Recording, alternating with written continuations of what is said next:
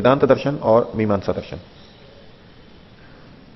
दोनों दर्शनों को भी मीमांसा के नाम से कहा जाता है, लेकिन वेदांत दर्शन तो ब्रह्म सूत्र इस नाम से कहा जाता है और उसको उत्तर मीमांसा के नाम से कहा जाता है। और जिस दर्शन को हम प्रारंभ कर रहे हैं उसको अकेले मीमांसा नाम से भी कहा जाता है अथवा पूर्व मीमांसा नाम से कहा जाता है। यदि कोई केवल मीमांसा शब्द बोले मीमांसा दर्शन, तो उसका मतलब पूर्व मीमांसा ही होता है, क्योंकि मुख्य रूप से मीमांसा का यही ग्रंथ है।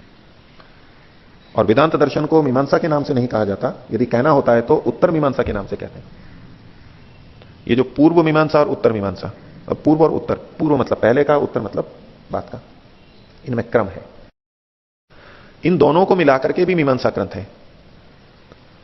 मीमांसा के 20 अध्याय प्रसिद्ध हैं। कुछ शास्त्रों में, कुछ व्याख्याकारों ने इस तरह के संकेत दिए कि इस तरह लिखा कि मीमांसा शास्त्र है वो 20 अध्यायात्मक है, 20 अध्याय हैं उसके। उन 20 में से प्रारंभ के 16 अध्याय ये इस मीमांसा के हैं, जिसको हम पढ़ेंगे आगे, जो पूर्व मीमांसा के नाम से कहा जाता है।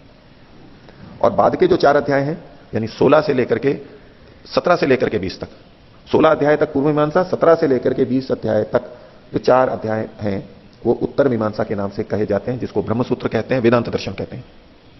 वो एक स्वतंत्र दर्शन के रूप में भी है।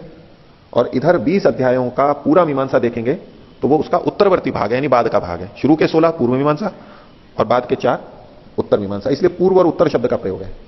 इसका संबंध काल की दृष्टि से नहीं है, काल की दृष्टि से नहीं है। काल की दृष्टि से तो वेदांत दर्शन उत्तर मीमांसा पूर्ववर्ती है और उत्तर मीमांसा काल की दृष्टि से पहले का है और पूर्व मीमांसा काल की दृष्टि से बाद का है। थोड़ा अंतर है, लेकिन पठन पाठन और मीमांसा की दृष्टि से ये पूर्व मीमांसा उत्तर मीमांसा